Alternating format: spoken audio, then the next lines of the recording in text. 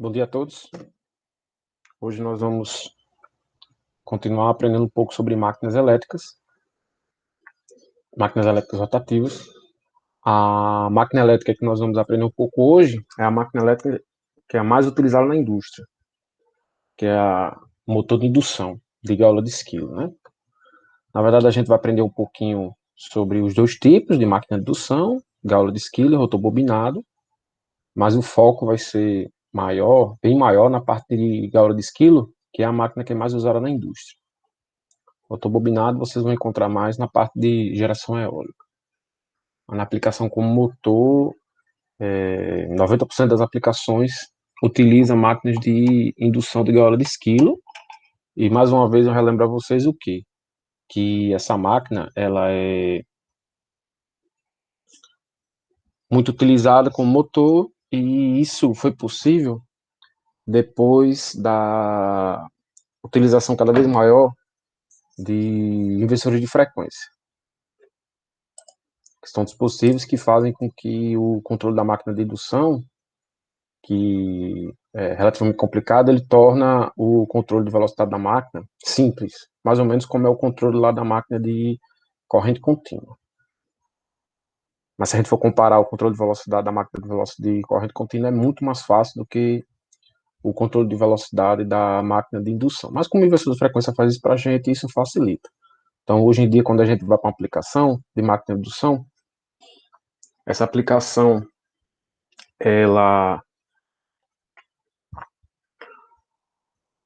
quando é uma potência pequena da máquina, né, a gente pode ter a alimentação direta da rede, né, que a gente chama de partida direta da máquina. A gente também tem outras formas de partir essa máquina.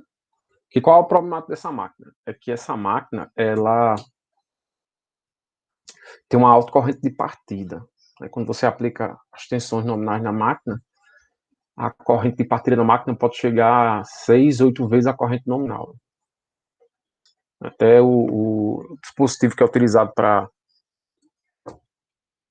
proteger o circuito, quando você tem uma máquina dessa, é um disjuntor, e esse disjuntor, ele é chamado de disjuntor motor, né? Ele é um disjuntor que tem um atraso, né? Já devido a essa corrente elevada na partida. Então, existem formas de você conseguir reduzir essa problemática da partida na máquina. Temos a primeira forma que eu disse a vocês, que é a partida direta, que não tem esquema nenhum, eu já aplico direto a tensão da rede na máquina, isso para máquinas pequenas. Para máquinas maiores, acima de 7.000 CV, essa alimentação ela pode se dar, né?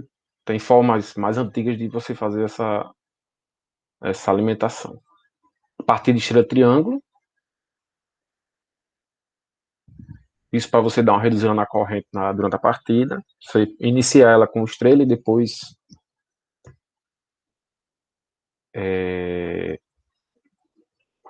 faz a alimentação dela sem triângulo.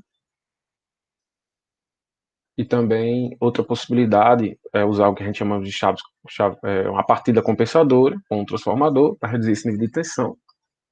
Mas a aplicação que é mais a forma mais usada, né, para partir essas máquinas são chamados inversores de frequência ou soft starts. Inversor de frequência para máquinas menores, máquinas maiores, soft starts. Então, deixa eu aqui apresentar para vocês.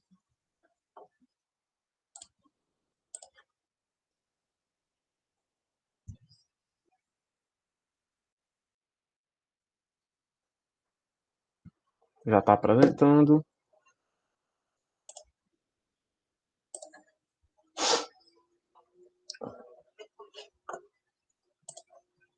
O motor de indução ele tem fisicamente o mesmo estator de uma máquina simples, né? Pode ser monofásico ou trifásico. O que vai diferenciar é o rotor. O rotor lá na máquina de síncrono era o quê? A gente tinha uma bobina que era alimentada a partir de uma corrente de tensão contínua, né? Uma corrente contínua. Já na máquina de indução, esse enrolamento lá do rotor, ou ele é curto-circuitado na máquina de indução de gaiola de esquilo, ou a gente tem acesso a esses terminais, no mesmo esquema que a gente tem lá na máquina CC ou na máquina síncrona, né? Quando é deslizantes e escovas.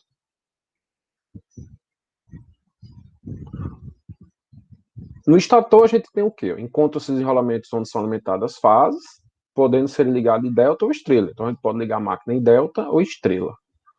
Então, para que a gente tenha essa possibilidade, a gente tem que ter acesso à fiação, né, a 4 fios, né, da bobina do estator, que são os terminais das bobinas e o neutro. Né? Se a gente quiser fazer estrela, se quiser fazer em delta, a gente não tem esse quarto terminal que é o neutro. Então, isso daqui a gente tem acesso aos terminais da máquina por esse acesso aqui, aqui a gente consegue fazer as ligações necessárias. A forma construtiva é conhecida como rotor de gaula de esquilo, né? Aquele que é curto-circuitado, porque se os condutores forem examinados isoladamente, seriam semelhantes às rodas nas quais os esquilos e os hamsters correm fazendo exercício. Né? Aqui não parece tanto, mas tem um aqui que parece mais. Esse aqui, ó. Pronto. Exatamente esse aqui, ó. Lembra, né, aquela rodinha que os esquilos ficam brincando. Por isso que chama de gaula de esquilo. Eles são largamente usados na indústria, por quê? O de gaula de esquilo. Porque essas máquinas são mais baratas, funcionam, né? Numa rede elétrica CA, não tem aquela desvantagem que nós temos na máquina CC, que a gente tinha que converter a tensão CA da rede para uma tensão CC. Aqui não, a gente pode já pegar a tensão CA da rede alimentar, forma monofásica ou trifásica. A de gaula de esquilo, ela não tem necessidade de escovas analissantes.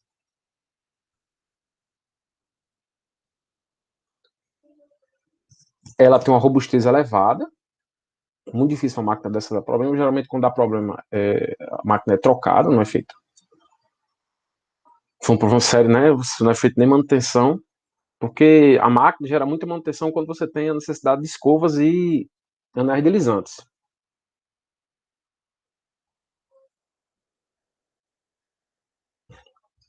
Ela tem um alto rendimento para cargas médias e cargas máximas, né? Isso faz com que ela seja muito atrativa para ser usada na indústria, né? Porque na indústria a carga vai variar ao longo do dia. E tem baixo custo de manutenção, por aquele motivo que eu disse a vocês, né? A gente tem um rotor que ele é curto-circuitado. Então, a gente tem aqui uma máquina com gaula de esquilo, ó, onde esse rotor, a gente nem consegue ver os fios, porque são barras de cobre. Aqui a gente tem acesso apenas aos rolamentos do estator. E nós temos aqui a máquina de rotor bobinado. Que aqui a gente vai ter acesso. Desculpe, né? Rotor bobinado não, é gaula de esquilo também, só que é de porte maior. Estava procurando o acesso aqui, mas o acesso está aqui, né? Estator. Aqui não é o rotor. Aqui é gaula de esquilo. Essas duas máquinas são gaula de esquilo, só que uma é de potência menor e a outra de potência maior. Um rotor bobinado, ele tem um conjunto completo de enrolamentos trifásicos, que são similares aos enrolamentos do estator. Né? Se a máquina é trifásica, eu tenho um enrolamento trifásico. Né? Ele processa grandezas alternadas. A máquina de indução ela funciona como um transformador. Monofásico é o quê? Tem uma bobina de entrada e a bobina de saída. A bobina de entrada está no estator, a bobina de saída está no rotor. Aí a máquina de indução de gaula de esquilo, a bobina do rotor é curto-circuitada. Rotor bobinado, eu tenho acesso a esses terminais da máquina, através de escovas e anéis deslizantes. As três fases do isolamento do rotor são usualmente ligados em estrela, e seus três terminações são conectadas aos anéis deslizantes. Então a gente tem aqui, geralmente, essa conexão aqui da bobina do rotor, né, do rotor bobinado, é ligada em estrela. A gente tem acesso aqui a esses três terminais, a gente não tem acesso ao neutro. Então aqui são os anéis deslizantes e a gente tem acesso a eles através de escovas, né, como está nessa figura aqui. Ó. A gente tem aqui a porta-escova.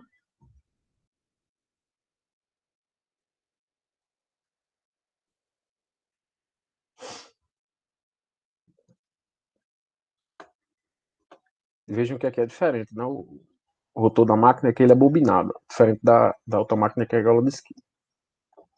As máquinas de rotor bobinado, as correntes do rotor podem ser acessadas, isso é uma coisa interessante, que a gente pode medir essas correntes.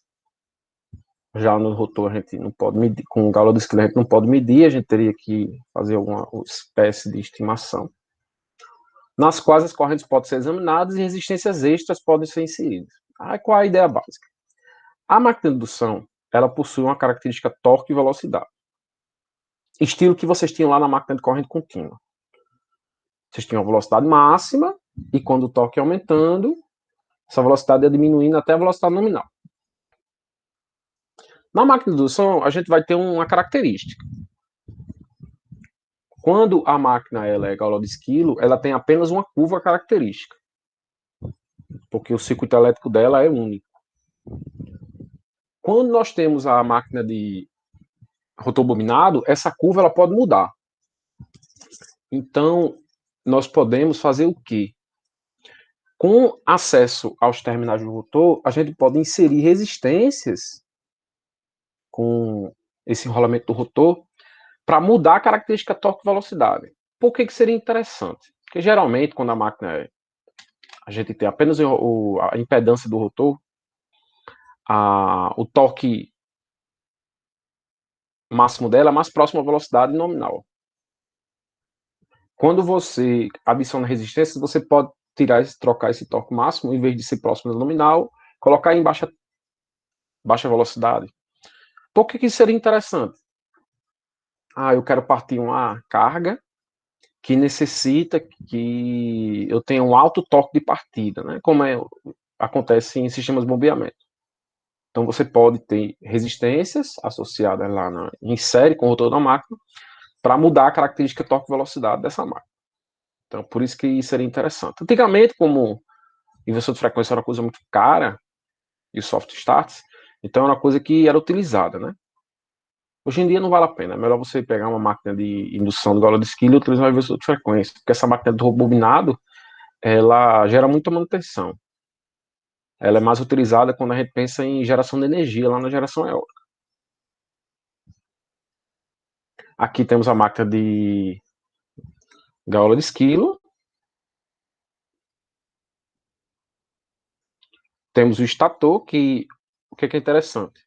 O estator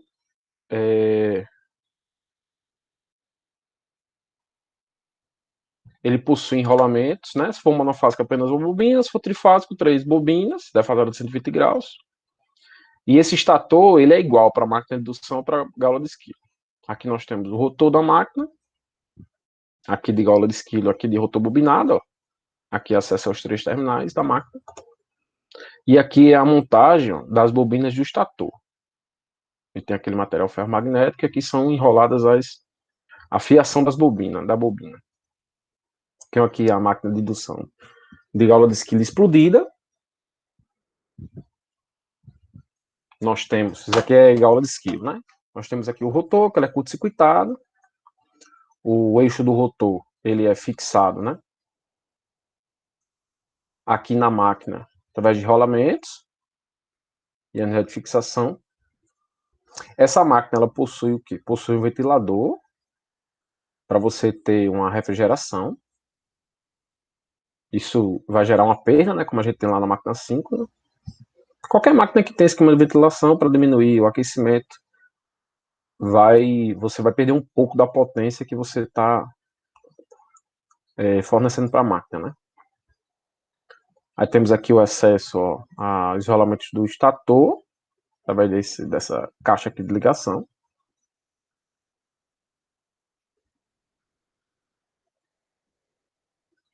E temos essa tampa aqui defletora, né, que vai onde vai ficar, o ventilador vai ficar preso. Quais são os conceitos básicos de máquina de indução? Quais são os conceitos básicos? É que um conjunto de tensões trifásicas, lá alimentadas na máquina, vão gerar o que a gente chama de vetor tensão girante, que é assim, ó. As 3 tensões são defasadas de 120 graus elétricos, uma da outra, possuem a mesma frequência, a mesma amplitude. As bobinas da máquina elas são construídas 120 graus defasadas mecanicamente. Então, quando essas tensões trifásicas são aplicadas nessa máquina trifásica, que tem bobinas defasadas de 120 graus mecânicos, isso vai produzir o que nós chamamos de vetor girante, ou aqui, né, pensar no campo magnético girante, que é produzido a partir o campo girante, né, esse termo mais utilizado como campo girante, que vai ser produzido a partir dessas tensões senoidais que são aplicadas na máquina. E a rotação desse campo girante, no sentido anti-horário, ele vai ser o quê? Essa velocidade em RPM, pessoal. Lembre que esse N aqui sempre representa em RPM. 120 vezes a frequência elétrica do estator, dividido pelo quantidade de polos. A tensão induzida na barra do rotor, tensão induzida por quê? Porque vai... Isso aqui, lembra daquelas leis que eu mostrei a vocês, a tensão induzida, né? Lá na aula inicial de máquinas elétricas. Vai ser o produto vetorial da velocidade vezes a densidade de campo, vezes o comprimento, né, do fio. É o movimento relativo do rotor em relação ao campo magnético do estator que produz uma tensão induzida em uma barra do rotor. Vamos pensar. Se nós aplicamos tensão senoidal lá no estator da máquina, é criado um campo girante. E esse campo girante vai induzir tensões lá na máquina elétrica. Então, o movimento relativo do campo magnético do estator que é criado, esse campo magnético está girando com essa velocidade aqui, n. Esse movimento relativo é que faz com que haja tensão induzida. Então vamos pensar. Se o rotor está parado e o estator também está parado, né? Aí eu aplico tensões no estator da máquina. E vai existir uma tensão lá no rotor da máquina, que é induzida. Estilo no transformador. Se esse rotor for de uma máquina de gaula de esquilo, os terminais são curto-circuitados. Como eu tenho tensão induzida, os terminais curto-circuitados, vai existir a circulação de corrente do rotor. E essa circulação de corrente do rotor, ele está imerso o quê? É uma corrente circulando em um campo magnético. A gente vai ter a produção de torque.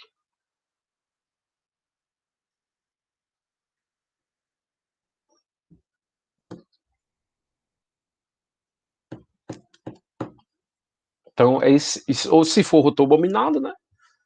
Se tiver em aberto, aí não tem corrente, né? Vai ter corrente, apenas tensão induzida. Mas se você tiver uma resistência, ou tiver um curto-circuito lá nos terminais do rotor, então você vai ter a mesma coisa, vai ter a produção de torque, porque vai circular corrente pela máquina. Por isso que essa máquina é chamada de máquina de indução. Porque a gente está induzindo tensões lá no estator da máquina. Como a estrutura do rotor é indutiva, a corrente de pico do rotor está atrasada em relação à tensão de pico do rotor. Eu vou mostrar uma figurazinha que vai melhorar para vocês.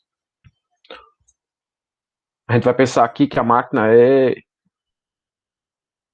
gaiola de esqui. Então, inicialmente são aplicadas tensões senoidais na máquina, que geram o quê? Geram um campo girante, né? Girando aqui no sentido anti-horário.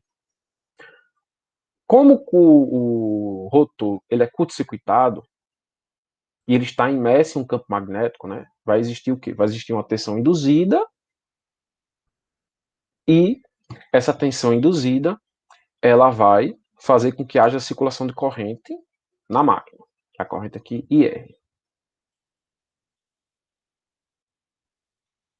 Aqui nós temos aqui a densidade de campo produzida, e aqui o vetor tensão, criado pelas tensões trifásicas, que está em cima aqui da densidade de campo.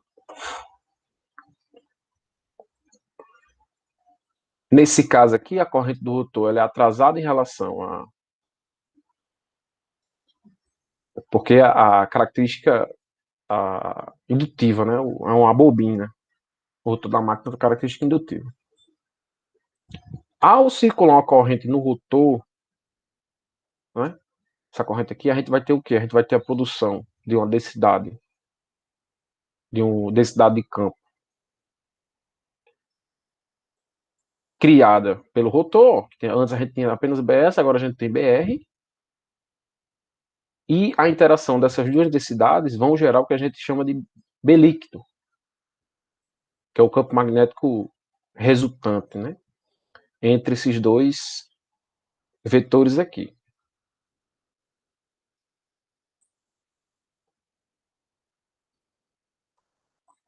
A corrente do rotor produz um campo magnético BR que está atrasado 90 graus em relação a ela própria. A densidade de campo, ó, e a corrente, como o circuito é puramente resistivo, né, a gente vai ter um atraso de 90 graus. Então, o princípio de funcionamento da máquina de indução é esse, né? Nós aplicamos tensões trifásicas, que geram um campo girante, esse campo girante induz tensão lá no rotor da máquina, existe circulação de corrente na máquina, como essa bobina do rotor, ela está imersa em um campo magnético e passa por ela uma corrente elétrica, isso faz com que haja produção de torque. Só que só vai existir tensão induzida na máquina se existir velocidade relativa. O que é isso?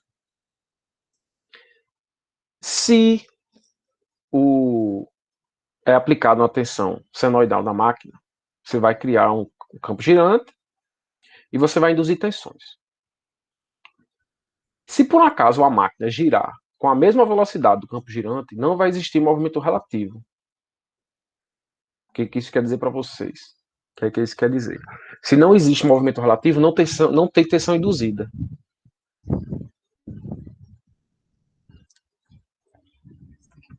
Pense lá no transformador, eu aplico tensões no estator, então tensões vai gerar um campo, vai gerar um campo magnético girante. Se por um acaso aquela bobina do rotor estiver girando na mesma velocidade do campo girante, a gente não tem tensão induzida. No estator, no transformador, a gente não tem esse problema, porque os dois estão parados, né? Mas na máquina de indução, ela tem uma diferença básica, né, na máquina síncrona. Por quê? Porque a máquina síncrona, o rotor da máquina gira na mesma velocidade do campo girante, só se diferenciando pela quantidade de polos, né? Mas se a gente pensar um par de polos, se a gente está aplicando 60 Hz na tensão do estator, a velocidade é 377 radianos por segundo, a velocidade do campo girante, a velocidade da máquina é 377. Na máquina de indução, não. Se eu aplico 60 Hz no estator, eu tenho um campo girante circulando com 377 radianos por segundo, o rotor ele vai ter que girar com velocidade menor. Se for igual, não tem tensão induzida, aí ele para de funcionar. Aí para de ter produção de torque.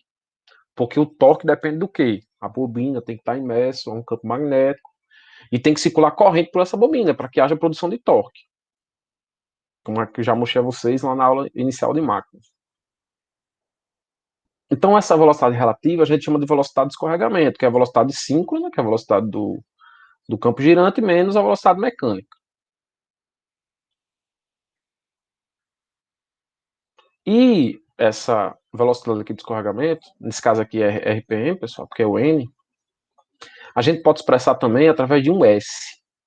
Temos um S, que é chamado de escorregamento, que geralmente é dado em porcentagem. Eu vou comprar uma máquina de indução, a máquina de indução já aparece lá o termozinho de qual é o escorregamento dessa máquina quando ela está trabalhando com carga nominal.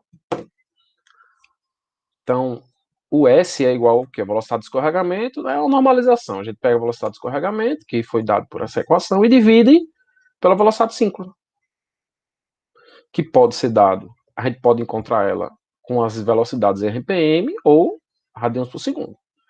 Essa equação e essa vai ser igual, o valor do S, né, que é dado em porcentagem. E esse S é adimensional. Se a máquina tiver trabalhando com a velocidade síncrona, esse termo aqui vai dar zero. Se por um acaso o rotor da máquina estiver parado, essa velocidade aqui é zero, então a gente vai ter o S igual a 1. Então a gente tem dois momentos na máquina de indução. O momento que a máquina está parada e o momento que a máquina está funcionando em velocidade 5. Mas sempre lembre, né? A velocidade 5 na máquina de indução não pode trabalhar, né? Porque não vai existir tensão induzida. Todas as velocidades normais de uma máquina recaem em algum lugar entre esses dois limites, parado e o valor máximo, que é a velocidade 5. Então, a velocidade da máquina, velocidade do eixo do motor da máquina, é 1 menos o escorregamento vezes a velocidade síncrona. Tem que lembrar que esse S aqui não é em porcentagem. Né? Se for 5%, vai ficar 1 menos 5. Aqui tem que ser 1 menos, se o S tiver em porcentagem, tem que dividir por 100. Então, sei lá, se a máquina tem um escorregamento de 5%, é que vai ficar 1 menos 0,05 vezes a velocidade síncrona. Então, a velocidade mecânica da máquina nominal é 95% da velocidade síncrona. Esse escorregamento, pessoal, geralmente é baixo. Geralmente, esse escorregamento da máquina ele é baixo. Então, a gente pode encontrar a velocidade da máquina em RPM e a velocidade da máquina em radianos por segundo. Qual é a frequência elétrica das grandezas do rotor?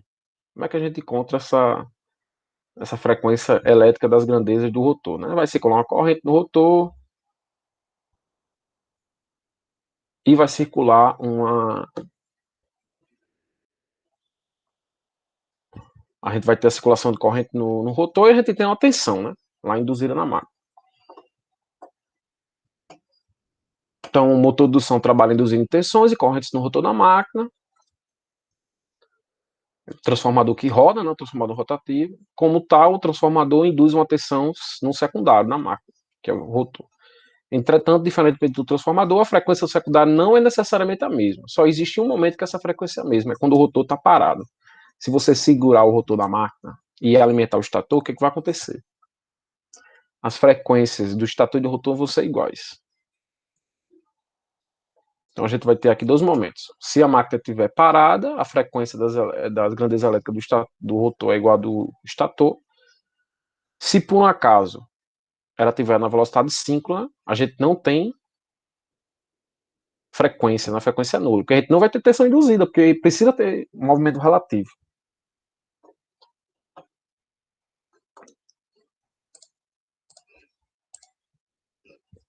Às vezes eu gosto de conferir se eu estou gravando.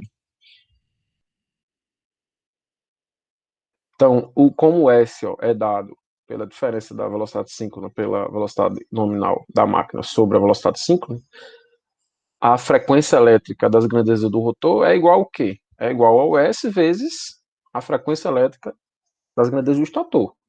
Ó, só pegar aqui, ó. Se por um acaso o S for igual a zero, a gente não tem tensão induzida, a frequência é nula das grandezas do rotor.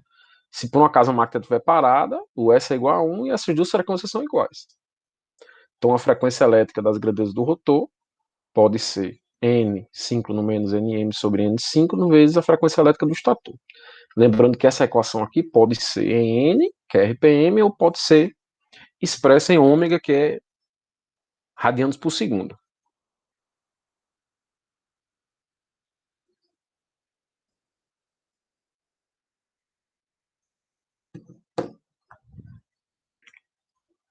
Como a velocidade síncrona é 120 vezes a frequência elétrica sobre o número de polos, a gente pode expressar aqui, ó, a frequência elétrica do rotor como sendo N síncrono menos Nm vezes essa equação aqui, ó. Ou a frequência elétrica do rotor é P sobre 120, que multiplica a diferença entre velocidade RPM síncrona menos a velocidade da máquina em RPM. Agora, essa equação aqui, pessoal, não pode ser... Eu não posso colocar o W síncrono e WM aqui. Eu tenho que usar RPM. Que nessas equações aqui de S, eu posso usar um ou outro, né? Mas essa equação aqui, que relaciona a frequência elétrica com a RPM, ela muda se eu usar em radianos por segundo. Então, por isso que eu não posso usar essa equação aqui para encontrar a frequência elétrica do rotor usando as velocidades em radianos por segundo. Tenho que usar em RPM. Aí, para facilitar o entendimento, eu vou mostrar o quê? Um exemplo para vocês.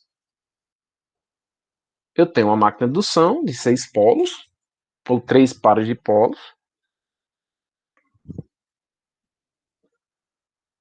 e essa máquina possui uma velocidade nominal de 960 RPM.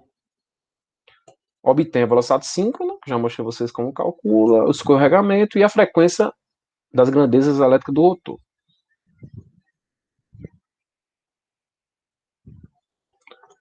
A velocidade síncrona é dada por 120 vezes a frequência elétrica do estator sobre o número de polos. A frequência elétrica do estator é 50 vezes 120 sobre 6, vai dar igual a 1000 RPM. Vejam que a velocidade síncrona é próxima da velocidade mecânica da máquina. É próxima. O escorregamento é dado por essa relação. Como eu tenho as velocidades em RPM, eu vou usar aqui em RPM. Vai me dar um escorregamento de 4%. E a frequência elétrica do rotor vai ter que ser 4% da velocidade síncrona, que é 1000 RPM. Então, 6 sobre 120, 1000 menos 960, né, por essa equação. Então, eu tenho que as frequências elétricas do rotor tem uma frequência de 2 Hz. Veja que essa frequência é baixa. Por quê? Porque o escorregamento é baixo. Quanto mais a velocidade mecânica for distante da velocidade síncrona, maior vai ser essa frequência das grandezas do rotor.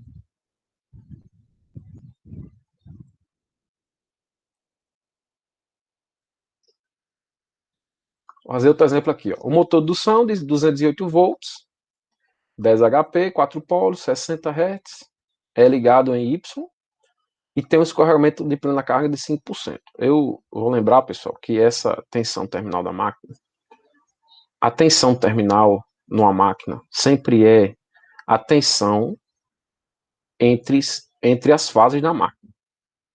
Tensão de linha, né? Se a máquina for ligada em estrela, essa tensão terminal que a gente usa, que é essa tensão aqui da máquina, é a tensão que? A tensão de linha, é a tensão de fase, vai ser 208 dividido por raiz de 3.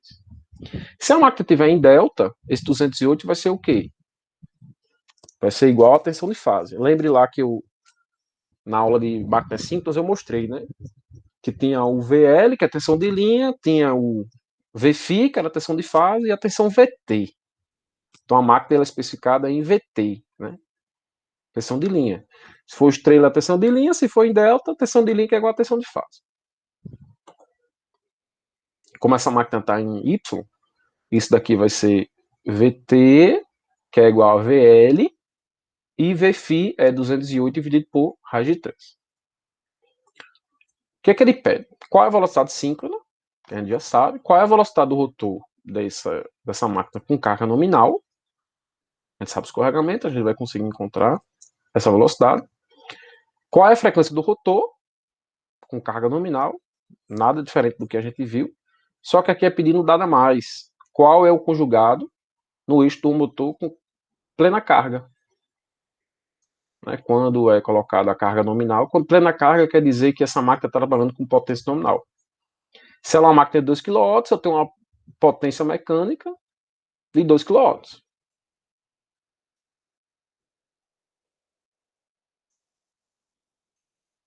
Então, a velocidade síncrona, já mostrei a vocês, 120 vezes 60 sobre 4 polos, dá 1800. Veja que quando vai aumentando a quantidade de polos, vai aumentando a velocidade. Né? Desculpe, diminuindo a velocidade. A velocidade do rotor da máquina é dado pelo quê? 1 menos o escorregamento, que foi dado de 5%,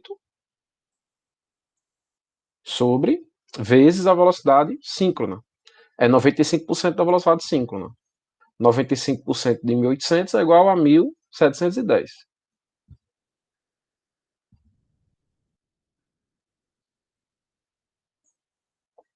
E a frequência elétrica do rotor é só 5% da frequência de 60 Hz. Ou eu posso usar aquela equação que eu tinha mostrado para vocês, vai ser igual a 3 Hz. Mas aqui é pedido o quê? O conjugado. O conjugado, pessoal, é o quê?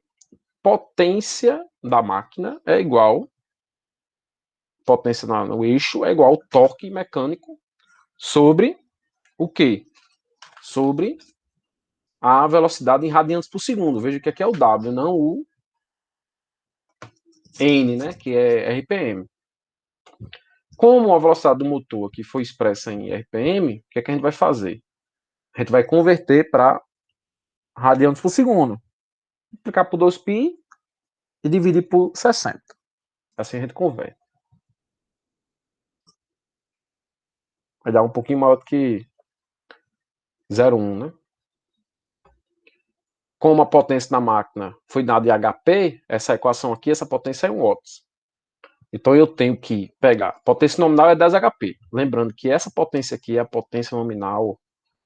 Essa potência é a potência que ela entrega no eixo da máquina, potência nominal. Essa não é a potência que a máquina consome da rede, da fonte que está alimentando ela. Que vai existir algumas perdas na máquina e essa potência vai ser a potência que ela entrega na ponta do eixo.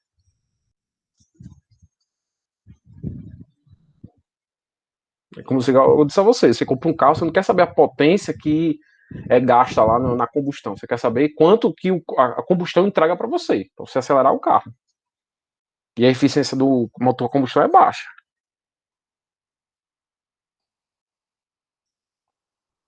Aí você quer a potência que importa para você, não é quanto que está sendo entregue, é o que você tem lá para você acelerar o carro. Então eu converto aqui de HP para watts, né, 746, 1 HP, né? Tem 746 watts. Então, dividido pela velocidade em radianes por segundo, eu encontro o torque nominal dessa máquina, 41,7 newtons metros. E agora, vou mostrar a vocês qual o circuito equivalente dessa máquina. Que eu já mostrei a vocês como é que funciona, falei questão de escorregamento, frequência elétrica do rotor, como é que a gente calcula o torque da máquina. Agora a gente vai ver o circuito elétrico. A gente vai ter um circuito elétrico muito parecido com um transformador. Só que esse transformador agora tem um rotor que gira, uma bobina de saída que gira, né? Para funcionar, o motor de indução baseia-se na indução efetuada pelo circuito de estator de tensões e correntes no circuito do rotor. Ele funciona como um transformador. É um transformador onde o secundário gira. Como as tensões e correntes do circuito do rotor, do motor de indução, são basicamente o resultado de uma ação do transformador, o circuito equivalente vai ficar parecido. Mas quais são as diferenças? A máquina de indução, ela vai ter um secundário que gira. E diferente lá da máquina CC e da máquina síncrona, ela não tem você não precisa ter acesso lá aos terminais do rotor da máquina. E você não gera porque lá na máquina CC, como é que é gerado o campo? No estatuto da máquina. Na máquina síncrona, como é que é gerado o campo? No rotor da máquina. Então você tem acesso a esses terminais. Você alimenta, né? Para gerar através de uma fonte para você gerar esse campo. Na máquina de indução, o que acontece? O campo, enrolamento de campo é no rotor e enrolamento de armadura é no estator, estilo na máquina síncrona. Só que a gente não alimenta diretamente esse enrolamento de campo. Esse campo produzido pelo rotor é proveniente o quê? Da tensão induzida pelo estator. Então, o motor de indução não tem um circuito de campo independente. A gente não alimenta. Só se a máquina for rotor bobinado, né? E tudo bem, você tem essa alimentação. Dessa forma, seu modelo não tem aquela tensão interna, né? Que é a tensão EA que nós temos na máquina síncrona. Podemos obter o circuito equivalente de uma máquina de indução se usarmos o que sabemos de transformadores e o que já sabemos sobre a variação de frequência no rotor. Né? Nós encontramos a frequência elétrica das grandezas do rotor a partir das grandezas do estator.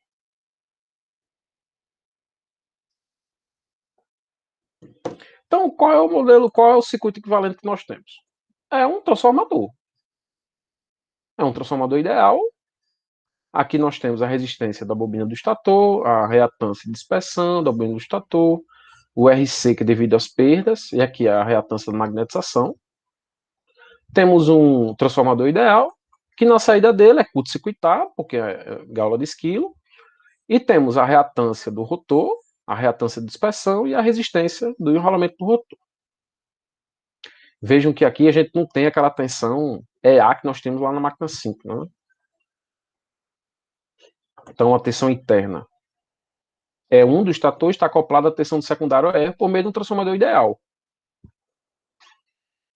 É muito fácil determinar essa relação no caso do transformador de rotor bobinado. Por quê? Porque você tem acesso aos terminais de rotor. Mas na máquina de indução de gaula de esquilo, não. Você não tem acesso a esses terminais. É curto-circuitado. Aqui está tudo dentro da máquina. Você não tem acesso a essas bobinas. Então, essa relação de transformação aqui ela é mais complicada. Mas a gente vai usar aquele artifício que eu mostrei a vocês em transformadores, que é chamado de espelhamento. A gente vai espelhar esse circuito do rotor e levar lá para o estator. Qual o circuito equivalente final? Para obter o circuito equivalente final por fase, motor indução, é necessário que a parte do rotor seja referida ou refletida ao lado do estator. Né? A gente vai tirar aquele transformador ideal. Em um transformador comum, podemos refletir ou referir as tensões, correntes e impedâncias do lado secundário do dispositivo para o primário, usando que equações? Tensão refletida é igual a A, que é a relação de Spears, vezes a tensão lá do secundário. A corrente, né, é dividida pela relação de Spears. E a impedância era relação ao quadrado, como eu mostrei a vocês lá naquela aula de refletir impedância do secundário para o primário e do primário para o secundário. Se a relação de Spears efetiva no motor de indução é AF, a tensão do rotor transforma-se em quê? A gente vai pegar essa tensão e converter, né, utilizando essa relação de Spears. A corrente vai ser a corrente do rotor dividido por AF. Né, lembra desse circuito aqui, ó. Estou encontrando essa corrente em função dessa. Então, dessa forma, nós temos o quê? A gente está refletindo essa tensão aqui para esse lado aqui, ó. O ER, aí eu vou converter em um R' que vai ser igual a E1, né? Que é essa tensão aqui, ó. Para isso eu preciso usar o quê? A relação de Spears, que é a EF. Então eu refleti essa tensão para cá, essa corrente para cá, vou refletir agora essa impedância. Eu tenho que usar o quê? A relação de Spears ao quadrado. Então eu vou conseguir trazer esse carinha aqui, ó, essa impedância para cá, tirando esse transformador ideal. O transformador ideal que vai ficar curto-circuitado. Então eu posso eliminar ele.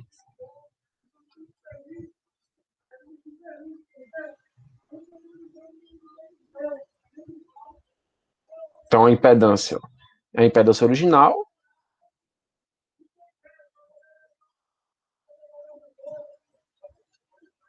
vezes a relação de Spears ao quadrado.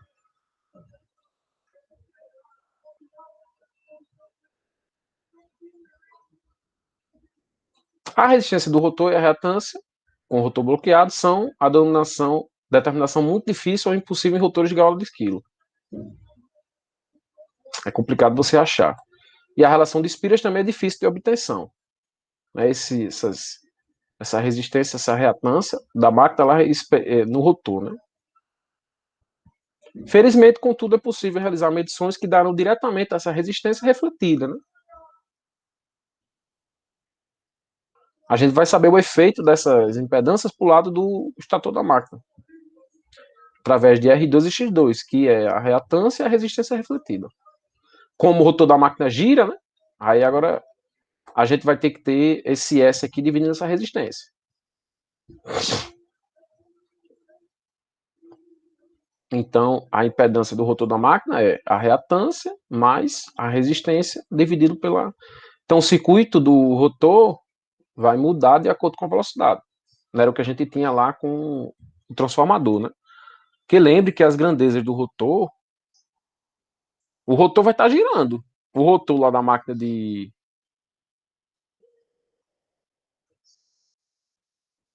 O o secundário da máquina do transformador, ele não gira, mas aqui a gente gira. Por isso que esse termozinho S ele vai entrar.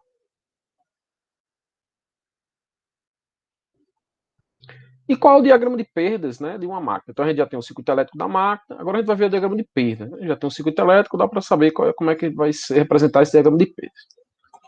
Então, em um motor de indução comum, os rolamentos do secundário estão em curto-circuito, de modo que não há saída elétrica. Em vez disso, nós temos a potência mecânica.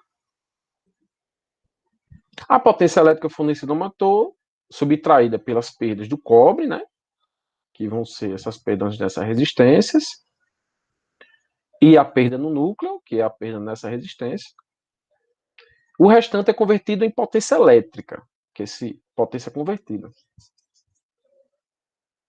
Só que essa potência convertida elétrica, ela ainda vai ser descontada do quê? Da perda de atrito lá do eixo da máquina e de ventilação, que não tem para onde correr, a gente sempre vai ter. E as perdas suplementares, que são aquelas perdas que são difíceis de você individualizar, né? Então você junta aquelas perdas que são complicadas de você equacionar, você junta elas em uma potência suplementar. Geralmente essa potência suplementar ela é dada em porcentagem em relação à potência nominal. Ah, essa máquina tem uma perda suplementar de 1%. Então você considera 1% em relação à potência nominal. Então, nós temos a potência elétrica entregue na máquina, que é raiz de 3 VT e L cosseno. Se a máquina está em estrela, VT é a tensão de linha, corrente de linha e cosseno. Né? Essa equação aqui eu já mostrei para vocês. Já disse a vocês que para um circuito de fato, se é máquina, se é carga, nós podemos encontrar a potência ativa, reativa e aparente em função das grandezas de linha ou de fase. Então eu tenho a potência, aqui poderia ser 3 Vφ vezes a corrente de fase vezes o cosseno, ou raiz de 3 VL e L cosseno de θ. E esse VT sempre vai representar a nossa tensão de linha, né?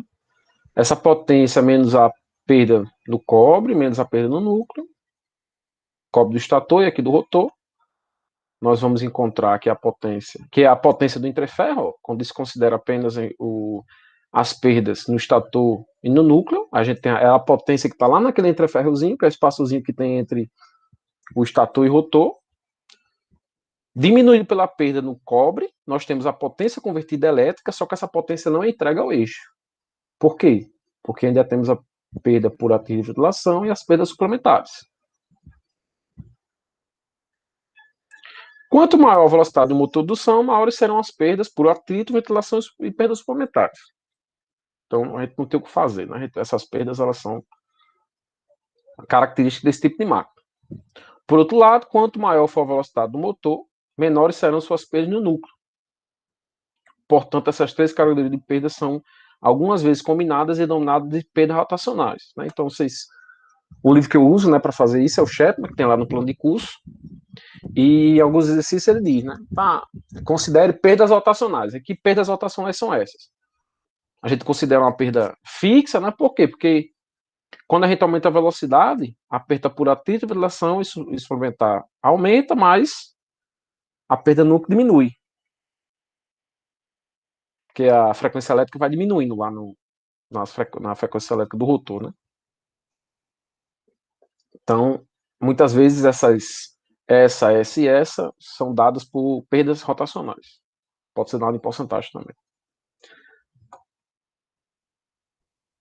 Então, você mesmo que a velocidade da máquina varia, você considera essa perda rotacional constante, porque, como eu tinha dito, enquanto essas três perdas vão aumentando, a outra vai diminuindo. Então, quando você vai fazendo a soma, ela não varia tanto. Então, pode considerar que, mesmo que haja variação de velocidade, a perda rotacional ela não muda. Mas se a gente individualizar, não. Se individualizar, essa perda e essa aumenta com velocidade e essa diminui. Mas se eu juntar essas três, essa perda fica praticamente constante. Então, nós temos o quê? Um exemplo, né? Para apresentar a vocês o diagrama de fluxo de potência dessa máquina. Como é que a gente pode encontrar essa potência de saída a partir da potência de entrada? Então, eu tenho uma máquina de 480 volts, isso aqui é tensão terminal, 60 Hz, 50 HP, está usando 60 amperes com 0,85 fator de potência atrasado. As perdas no cobre são 2 kW e as perdas no rotor de 700. As perdas por atrito de dilatação são 600 e as perdas no núcleo 1.800. E aquela perda suplementar, a gente pode desconsiderar. Então, ele pede aqui alguns dados. Potência do entreferro, potência convertida, potência de saída e a eficiência da máquina. A eficiência da máquina vai ser potência de saída por potência de entrada. Aí aqui, pessoal, uma coisa interessante. Vejam que esse exercício ele não comenta se a máquina está em estrela ou está em delta. Por quê, pessoal? Quando é dito assim que a máquina está... A corrente que está alimentando a máquina é 60 amperes, ou ela está consumindo, ou ela está usando 60 amperes, isso daqui, pessoal, é a corrente de linha. Se a máquina tiver em estrela, é a corrente que os fios que estão alimentando a máquina estão circulando por eles. Então, é a corrente de linha. Então, se a máquina tiver em estrela, essa corrente de linha é igual a de fase. Aí a tensão de fase vai ser 480 por raiz de 3. Se ela tiver em delta, essa tensão 480 vai ser a de linha, que é igual a de fase, e a corrente de fase vai ser 60 por raiz de 3. Então, aqui, ó, como é que a gente vai encontrar essa potência de entrada? A raiz de 3 vezes 480, 60 vezes cosseno do fator de potência, que foi dado. Então, dessa forma, a gente vai conseguir encontrar a potência do intraferro, que vai ser a potência de entrada menos as perdas no cobre, menos as perdas no núcleo. Então, tenho aqui a potência de entrada, ó, que é igual a 42,4 kW.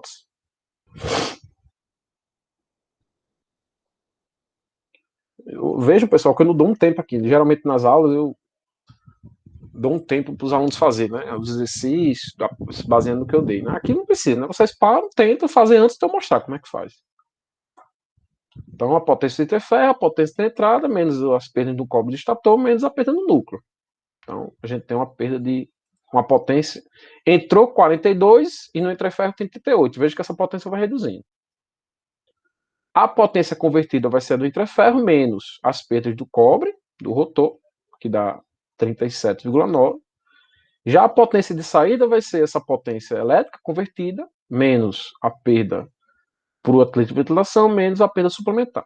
Como a perda suplementar é zero, nós vamos ter uma potência de saída de 37,3, que vejam que é menor do que a potência de entrada. Se fosse maior, né? Se fosse igual, a máquina não teria perda. Se fosse maior, a máquina estaria criando potência, que não existe, né? Você teria que estar outra fonte entregando potência para a máquina. Então, a potência de saída é de 37,3.